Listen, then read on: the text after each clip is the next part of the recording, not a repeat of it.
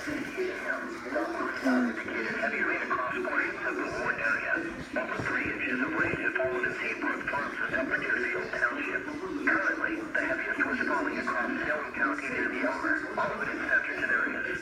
Earlier this morning, local law enforcement reported The flashlight products is while the storm center located, we're still keeping up.